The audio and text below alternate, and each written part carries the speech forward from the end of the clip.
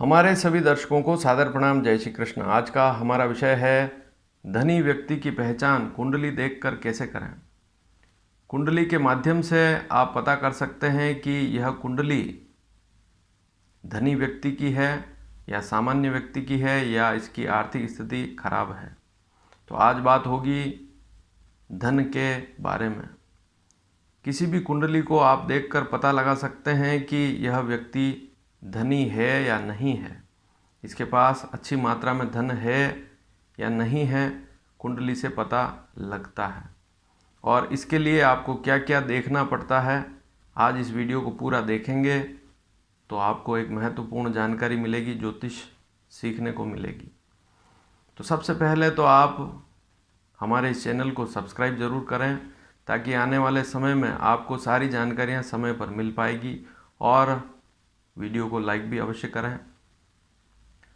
तो सबसे महत्वपूर्ण बात कुंडली की क्या है, आपको केवल लग्न कुंडली से ही पता लग जाएगा कि व्यक्ति के पास अच्छा धन है या नहीं है।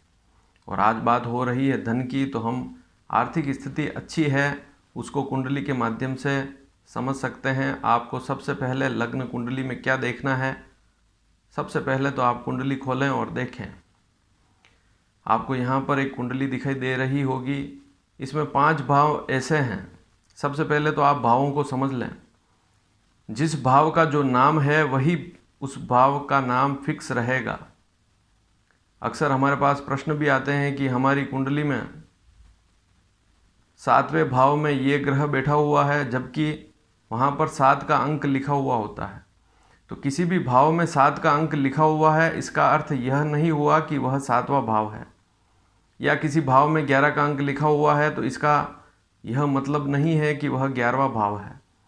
भाव ये बिल्कुल फिक्स हैं। जहाँ प्रथम भाव लिखा है इस कुंडली में वही प्रथम भाव रहेगा, जहाँ द्वितीय भाव लिखा है अब वहाँ पर कोई दूसरा अंक हो सकता है, लेकिन भाव हमेशा वही रहेगा। तो इस बात को सीखना सबसे पहले ज़रूरी है। जब तक कुंडली को आप नहीं समझेंगे आगे की जानकारियाँ बिल्कुल नहीं समझ पाएंगे। तो जितने भी भाव कुंडली में ये लिखे हुए हैं, जहाँ नवम भाव लिखा है वह नवम भाव ही रहेगा, जहाँ सप्तम भाव लिखा है वह सप्तम भाव ही रहेगा। इसको आप सबसे पहले समझ लीजिए। फिर दूसरी स्थिति राशियों के स्वामी। मैं हमेशा ही बताता हूँ, मेष, वृषभ, मिथुन, कर्क, सिंह, कन्या, तुला, वृश्चिक, धनु, मकर, कुंभ, मीन, इस क्रम से आप राशियाँ लिख लीजिए, 12 राशियाँ, और उनके स्वामी कौन कौन से होते हैं। जैसे मेष का मंगल, वृश्चिक का भी मंगल, वृषभ और तुला का शुक्र, मिथुन और कन्या का बुध ग्रह, कर्क का चंद्रमा, सिंह राशि का सूर्य, धनु और मीन का गुरु, मकर और कुंभ का शनि स्वामी होता है, क्योंकि भाव से हम स्वामी को देखते हैं। अब कुंडली में 5 ऐसे भाव हैं जो बहुत महत्वपूर्ण भाव हैं, उन पर तो सबसे पहले नज़र रखनी ही है यदि धन की स्थिति देखनी है। और एक ग्रह है उसको भी अवश्य देखें। तो ग्रह कौन सा है? धन का कारक गुरु होता है। गुरु जो हमारी कुंडली है उसमें दूसरा भाव धन का भाव होता है। यहाँ पर ध्यान से देखें, कुंडली का दूसरा भाव जो है वह धन का भाव कहलाता है, और वहाँ से कुटुंब की स्थिति भी देखते हैं हम। तो दूसरा भाव जो धन का भाव है, धन का संबंध है जमा पूंजी से। व्यक्ति के पास अच्छा बैंक बैलेंस है तभी तो आप पता लगा पाएंगे कि उसके पास अच्छा धन है, और आपको पता लग जाएगा अपने आप ही। दूसरी स्थिति, पैसा आएगा तभी तो जमा होगा। तो आय का भाव कौन सा होता है? 11वां भाव। आप ध्यान से यहाँ पर देखें, 11वां भाव जहाँ लिखा हुआ है उसमें कोई भी अंक हो सकता है, लेकिन यह 11वां भाव है, यह इनकम का भाव है। यहाँ से व्यक्ति की आमदनी को देखते हैं, तो इस बात को भी आप समझ लें। और एक भाव और है नवम भाव, ये भाग्य का भाव है। बहुत सी बार आप देखते हैं व्यक्ति ने जीवन भर कुछ काम नहीं किया, लेकिन माता पिता से ही उसका भाग्य उदय हो गया। माता पिता की संपत्ति को आगे चलाता रहता है, चाहे तो राजा का वंश हो, चाहे और कोई अच्छा मामला हो, अच्छा व्यापार हो पिताजी का, तो संतान आगे से आगे सक्सेस होती रहती है, तो वह भाग्य से मिलता है। तो नवम भाव भाग्य का भाव है, 11वां भाव इनकम का भाव है, दूसरा भाव जो है वह धन जमा पूंजी का भाव है। इन तीनों भावों का कारक जो है वह गुरु होता है। तो सबसे पहले तो कुंडली में यह देखें कि गुरु अच्छी स्थिति में होना चाहिए। गुरु की स्थिति खराब है, गुरु यदि छठे, आठवें, 12वें भाव में है तो वहाँ स्थिति थोड़ी सी कमज़ोर अवश्य होती है, सबसे पहली स्थिति। तो गुरु अच्छा। दूसरा, मैं आपको यह भी बता चुका हूँ कि युवा अवस्था का ग्रह कौन सा होता है, 12 से लगाकर 18 डिग्री के बीच में, बल्कि यूँ मानकर चलें कि 10 से 20 डिग्री के बीच में यदि कोई प्लेनेट है तो वह बलवान स्थिति में होता है। एक स्थिति और है, लेकिन ज्योतिष शास्त्र में वह आपको नहीं मिलेगी, उसे कहते हैं ग्रहों की दूरी और नज़दीक वाली स्थिति। कोई ग्रह पृथ्वी से कितना नज़दीक है, कितना दूर है, यदि यह जानकारी आपको गणित द्वारा पता लग जाए तो आप उस व्यक्ति की कुंडली से यह पता लगा सकते हैं कि वह ग्रह ज़्यादा बलवान स्थिति में होगा उसकी कुंडली में, चाहे वह अस्त है तब भी अच्छे फल दे देता है। तो यह नई जानकारी है, लेकिन इसके बारे में ज्योतिष में कहीं पर भी लिखा हुआ नहीं है, लेकिन हमने प्रयोग में पाया है। तो इस स्थिति को भी समझें आप। अब जनरल बात ही करते हैं कि जो कुंडली का 9वां भाव है, जो 11वां भाव है, जो दूसरा भाव है, इसको आप देख लें में ध्यान से। इसके अलावा 2 भाव और हैं, लग्न और दशम भाव। लग्न अर्थात व्यक्ति स्वयं। यदि आपको अपने धन की स्थिति देखनी है, आपको अपनी आर्थिक स्थिति देखनी है, तो आपका शरीर अगर बलवान होगा, लग्न अगर अच्छा है, व्यक्ति स्वयं मजबूत स्थिति में है, तो सारी स्थितियाँ अपने आप अच्छी है। दूसरी स्थिति दशम भाव, कर्म की स्थिति। दशम भाव भी बहुत मजबूत स्थिति वाला भाव होता है।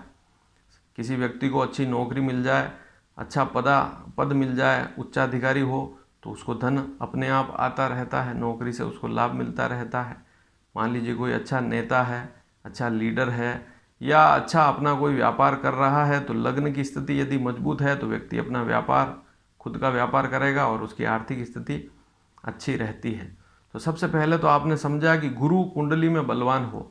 अब मैं आपको कुछ कॉम्बिनेशन बताऊंगा, सबसे महत्वपूर्ण जानकारी। जैसे मान लीजिए किसी व्यक्ति की कुंडली में 9वें भाव का स्वामी, 9वें भाव में जो राशि लिखी हुई है उसका स्वामी यदि दूसरे भाव में बैठा हो तो ऐसी स्थिति बहुत अच्छी होती है। कहने का तात्पर्य 9वां भाव पिता का भाव है, भाग्य भाव है, और भाग्य का संबंध हो गया धन भाव से, दूसरे भाव से। तो 9वें भाव का स्वामी यदि दूसरे भाव में बैठ जाए तो ऐसी स्थिति बहुत मजबूत स्थिति होती है। और यदि 9वें भाव का स्वामी दूसरे भाव में बलवान स्थिति में बैठा हुआ है, मित्र राशि पर है, उच्च का है, या मित्र राशि पर बहुत अच्छी स्थिति में है, बलवान है, तो यहाँ पर उसके विशेष लाभ उस व्यक्ति को मिलते हैं। वह सोच भी नहीं सकता और उसको उतना लाभ जीवन में मिलता है, सबसे पहली स्थिति। और बहुत सी बार हमने देखा है कि ऐसी स्थिति में पैतृक लाभ उसको मिलता है, क्योंकि भाग्य का संबंध कहाँ से हो गया, धन से। तो पिता का संबंध धन से हो गया, तो पिता से धन की प्राप्ति होती है। 9वें भाव का स्वामी यदि दूसरे भाव में बैठा हो, सबसे पहली स्थिति, कुंडली देखते ही पता लग जाएगा आपको। दूसरी स्थिति जो 11वां भाव है, कुंडली का 11वां भाव, उसका स्वामी यदि दूसरे भाव में बैठ जाए, आय का स्वामी धन भाव में बैठ जाए, बहुत ज़बरदस्त स्थिति होती है धन के मामले में। तीसरी स्थिति है धन का स्वामी दूसरे भाव का स्वामी 11वें भाव में बैठ जाए, यह भी बहुत ज़बरदस्त स्थिति होती है, इससे भी व्यक्ति को बहुत अच्छा लाभ मिलता है। अब अगली स्थिति आप देखें, ये सारी स्थितियां उस व्यक्ति की कुंडली में होनी चाहिए, तब जाकर आप पता लगा पाएंगे। इसके आगे एक बात और है, उसको भी मैं समझाऊंगा, पूरा वीडियो ध्यान से देखें।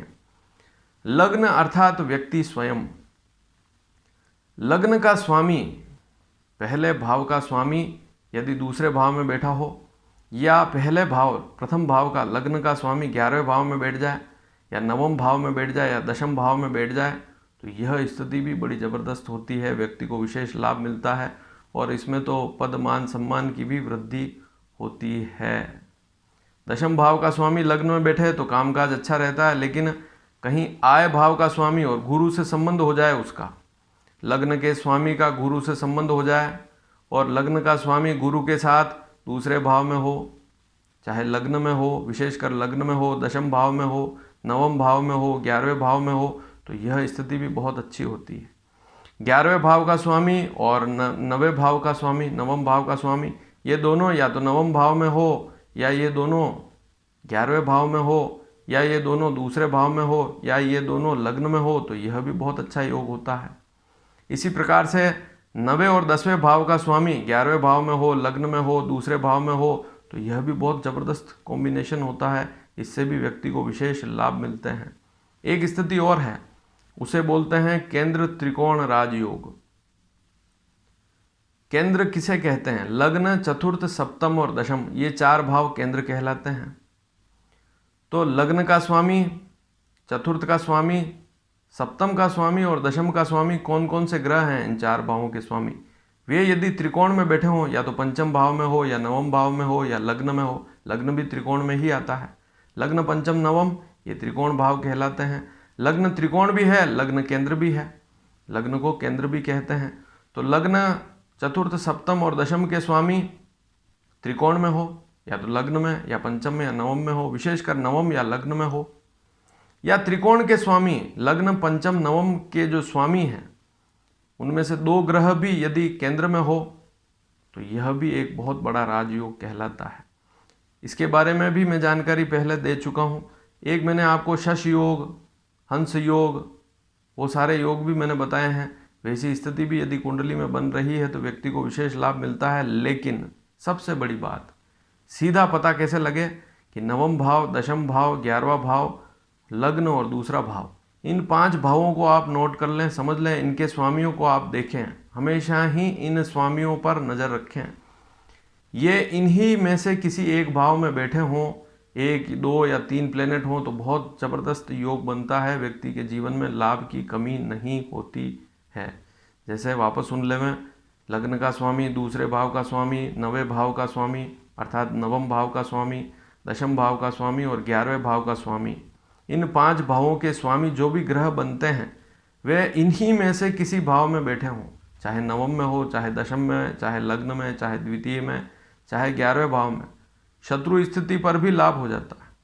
एक स्थिति और है कि 11वें भाव का स्वामी लग्न में बैठता है तो ऐसे व्यक्ति को हर महीने कुछ न कुछ नया लाभ भी मिलता है। ऐसा सूत्र भी ज्योतिष शास्त्र में लिखा है। थोड़े दिन हुए और कुछ न कुछ लाभ उस व्यक्ति को मिलता ही रहता है। एक योग और है जिसे आप कहते हैं कि जिसे आप विपरीत राजयोग कहते हैं, कि 6ठे, 8वें, 12वें भाव के स्वामी इन्हीं भावों में बैठे हों। हालांकि विपरीत राजयोग में थोड़ी सी व्यक्ति को मेहनत ज़्यादा करनी पड़ती है, क्योंकि उसका अर्थ है विपरीत राजयोग। 6ठे भाव का स्वामी 8वें भाव में यदि मित्र राशि पर हो या अच्छी स्थिति में हो तो इसे विपरीत राजयोग कहते हैं। 12वें भाव का स्वामी 6ठे, 8वें में या 12वें में ही हो तो इसे भी विपरीत राजयोग कहते हैं। लेकिन वहाँ पर व्यक्ति को परिश्रम ज़्यादा करना पड़ता है। लेकिन मैंने जो 5 भाव बताए हैं, लग्न, द्वितीय, नवम, दशम और 11वां भाव, विशेषकर 11वां भाव, दूसरा भाव, लग्न और नवम, ये 4 भाव तो ज़बरदस्त हैं। इनके आपसी संबंध, इन भावों के स्वामी एक दूसरे के आपस में परिवर्तन योग बन रहा हो, राशि परिवर्तन, दूसरे भाव का स्वामी 9वें भाव में बैठ जाए, यह भी बहुत अच्छा योग है। नवम का स्वामी दूसरे में बैठ जाए, तो इस प्रकार की स्थितियाँ कुंडली में काफ़ी अच्छी होती है। कुंडली देखते ही पता लग जाता है कि इस व्यक्ति के जीवन में धन की कमी नहीं होनी चाहिए, और आप उसे कहेंगे कि आपके पास धन की अच्छी स्थिति है तो वह स्वयं मान भी लेगा। लेकिन अब इसमें एक स्थिति और आती है कि दशाओं का भी महत्वपूर्ण योगदान होता है। अगर व्यक्ति की दशाएं अच्छी नहीं हैं तो उस मात्रा में उसको लाभ नहीं मिल पाता है। जैसे आप देखते हैं कि कोई बहुत अच्छे घराने से आता है कोई व्यक्ति, लेकिन अब उसकी स्थिति उतनी अच्छी नहीं है। उसका कारण यह है कि वह उतनी उन्नति नहीं कर पा रहा क्योंकि उसकी दशाएं शुभ नहीं है। जैसे लग्न का स्वामी, पंचम का स्वामी और नवम का स्वामी जो भी प्लेनेट बनता है, लग्न में जो राशि लिखी हुई है, नवम भाव में जो राशि लिखी हुई है या पंचम भाव में जो राशि लिखी हुई है, उनके स्वामियों की यदि दशा चल रही है या निकट भविष्य में आने वाली है तो स्थिति और ज़्यादा मजबूत होगी, धन के मामलों में कमी नहीं होगी। लेकिन इसके विपरीत जैसे तीसरा, छठा, 8वां, 11वां भाव, इन भावों के स्वामी विशेष लाभकारी नहीं होते हैं, लाभ देने वाले नहीं होते हैं। लेकिन यदि वे लग्न, पंचम, नवम का भी स्वामी, बहुत सी बार ऐसी स्थिति भी बनती है कि कोई ग्रह लग्न का स्वामी भी है और 8वें भाव का भी स्वामी है। जैसे मेष लग्न की कुंडली में मंगल लग्न का भी स्वामी है, 8वें भाव का भी स्वामी है। ऐसी स्थिति में मंगल की मूल त्रिकोण राशि लग्न में पड़ती है तो मंगल यहाँ पर अशुभ फल नहीं करता है, उसकी दशा आती है तो शुभ फल देता है। और मंगल छठे, आठवें, 12वें भाव में है तो स्थिति वहाँ सामान्य रहती है, लेकिन लग्न का स्वामी यदि दशम में बैठा हुआ है और उसकी दशा आ जाए तो बहुत अच्छी स्थिति होती है। तो वहाँ पर यह बात भी समझनी होती है कि किसी ग्रह की 2 राशियाँ हैं, लेकिन एक राशि यदि लग्न पंचम नवम में है तो उस ग्रह की दशा शुभ फल देती ही है। और मूल त्रिकोण राशियों के बारे में भी बता चुका हूँ कि मंगल की मेष राशि है, इस प्रकार से जैसे गुरु की धनु राशि है, बुध की कन्या राशि है, तो वह स्थिति भी मैंने समझा दी है, आपको पहले ही वीडियो में समझाई है। मूल त्रिकोण राशियों का भी बड़ा प्रभाव होता है, तो उस वीडियो को भी आप जाकर प्लेलिस्ट में देख सकते हैं। तो धनवान व्यक्ति का पहचान कैसे करें? 5 भाव विशेष होते हैं, लग्न, द्वितीय, नवम, दशम और 11वां भाव। इनके स्वामी इन्हीं में से किसी भाव में बैठे हों, 2-3 ग्रह बैठे हों तो बहुत अच्छी स्थिति होती है। एक बात समझ लीजिए, छठे, 8वें और 7वें भाव में ग्रहों का ज़्यादा जमावड़ा शुभ नहीं होता है, विशेषकर छठे भाव में, 8वें भाव में। तो वहाँ ग्रहों की स्थिति ज़्यादा मात्रा में ग्रह बैठे हुए हैं। 8वें भाव में अगर कोई शुभ ग्रह है कुंडली में, लग्न पंचम नवम का स्वामी है, तो फिर भी धन भाव को देखेगा तो कहीं ना कहीं लाभ जरूर दे देगा। लेकिन छठे भाव में अगर ग्रह ज़्यादा बैठे हुए हैं, 12वें भाव में ज़्यादा ग्रह बैठे हुए हैं, तो वहाँ पर भी समस्याएं रहती हैं। तो सीधा आप किसी योग को समझ सकते हैं 5 भावों को देखकर, उनके स्वामियों को देखकर, और कुंडली में गुरु की स्थिति भी आप जरूर देखें। गुरु की स्थिति अच्छी है तो सारी स्थितियाँ अच्छी है, दशा भी अच्छी होनी चाहिए। और एक ग्रह और है शुक्र। कुंडली में यदि शुक्र भी बहुत अच्छा है तो व्यक्ति धन का उपभोग भी करता है। तो 2 स्थितियां हैं, एक तो व्यक्ति के पास धन है लेकिन धन का उपभोग नहीं कर पाता। आप उसको देखते हैं वो जीवन पर साधारण जीवन ही जीता है, फटे हुए कपड़े पहनता है, फटे हुए जूते पहनता है, सारी स्थितियां उसकी फटेहाल ही होती है धन होते हुए भी, क्योंकि उसका शुक्र कहीं न कहीं बुरी स्थिति में है। तो शुक्र कुंडली में बहुत अच्छी स्थिति में हो तो वहाँ पर वह व्यक्ति उस संपत्ति का उपभोग भी अच्छी तरह से करता है, अन्यथा फिर वह उसका उपभोग भी नहीं कर पाता है। तो शुक्र को देखना भी बहुत ज़रूरी है। हालांकि सभी ग्रहों का अपना अपना योगदान है, लेकिन ये 5 भाव जो आपने देखे उनको अवश्य देखें। और यह वीडियो आपको पसंद आया हो तो अधिक से अधिक शेयर करें, इस वीडियो को लाइक करें, चैनल को सब्सक्राइब अवश्य करें। धन्यवाद। जय श्री कृष्ण।